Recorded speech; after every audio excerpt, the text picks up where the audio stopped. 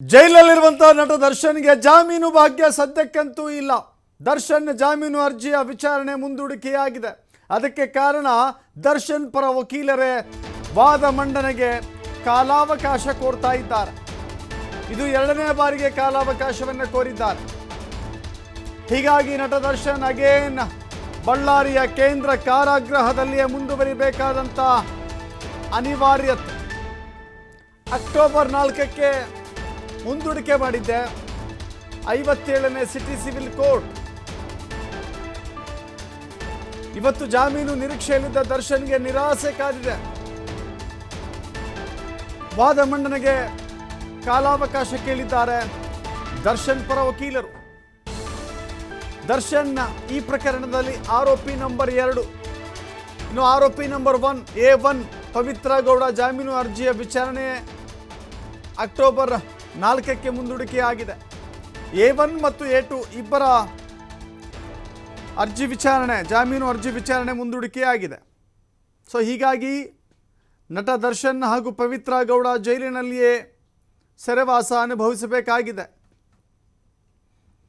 ಜಾಮೀನು ಅರ್ಜಿಗಾಗಿ charge sheet ಸಲ್ಲಿಕೆ ಆದ ನಂತರದಿಂದಲೂ ಕೂಡ ಬಹಳ ಸೀರಿಯಸ್ ಆಗಿ ಪ್ರಯತ್ನ ಮುಂದುವರಿತಾ ಇದೆ.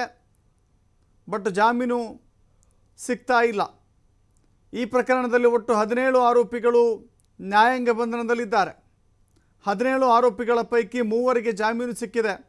ಜಾಮೀನು ಸಿಕ್ಕಿದ್ದಷ್ಟೇ ಬಂತು, ಇಲ್ಲಿವರೆಗೆ ರಿಲೀಸ್ ಆಗಿಲ್ಲ ಅವರು. ಆದರೆ ಇನ್ನು 14 ಆರೋಪಿಗಳು ಜಾಮೀನಿಗಾಗಿ ಆಯಾ ಕೋರ್ಟ್ಗಳಿಗೆ ಎಡತಾಗ್ತಾ ಇದ್ದಾರೆ ತಮ್ಮ ವಕೀಲರ ಮೂಲಕ.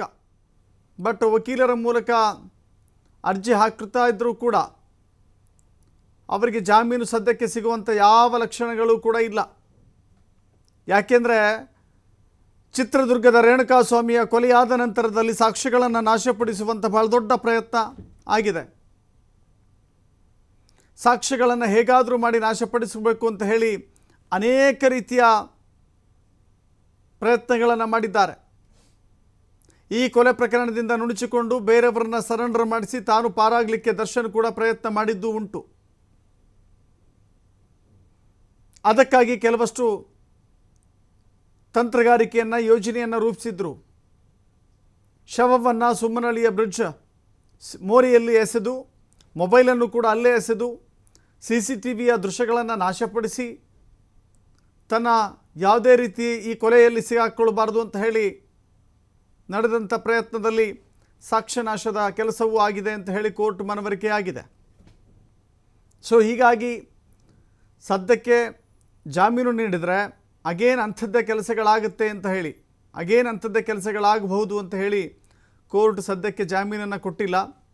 ಇನ್ನೊಂದು ಕಡೆ ದರ್ಶನ್ ಪರ ವಕೀಲರೇ ಇದೀಗ ಟೈಮ್ ತೆಗೆದುಕೊಳ್ತಾ ಇದ್ದಾರೆ ವಾದವನ್ನು ಮಂಡಿಸಲಿಕ್ಕೆ.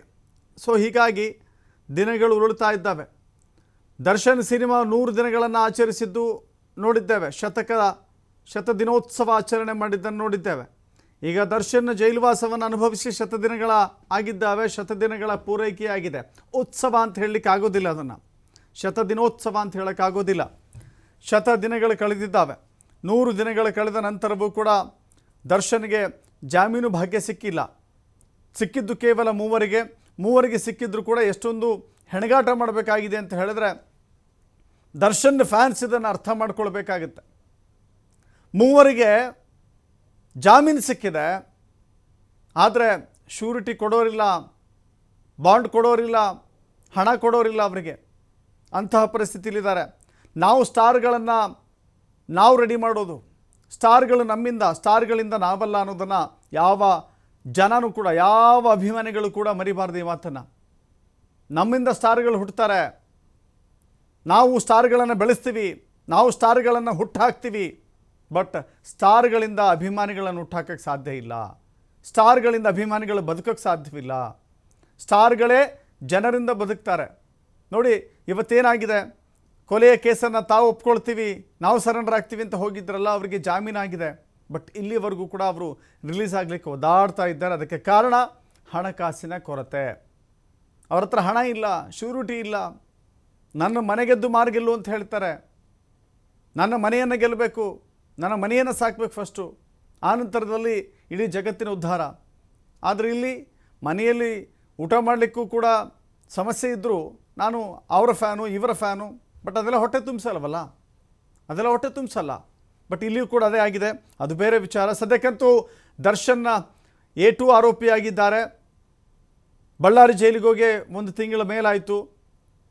ಪರಪ್ಪನ ಅಗ್ರಹಾರದಲ್ಲಿದ್ದರು. ಪರಪ್ಪನ ಅಗ್ರಹಾರದಲ್ಲಿದ್ದಾಗ ಕೆಲ ರೌಡಿಗಳ ಸ್ನೇಹಿತರ ಜೊತೆ ಸೇರಿ ಸಿಗರೇಟೋ ಕಾಫಿನೋ ಜೊತೆಗೆ ಹರಟೆನೋ ಈ ರೀತಿಯ ಕಾರಣಗಳಿಂದಾಗಿ 2 ಪ್ರಕರಣಗಳು ದಾಖಲಾಗಿದ್ದಾವೆ. ಸದ್ಯಕ್ಕಂತೂ ಜಾಮೀನಿನ ಭಾಗ್ಯ ಸಿಗುವಂತೆ ಕಾಣಿಸ್ತಾ ಇಲ್ಲ.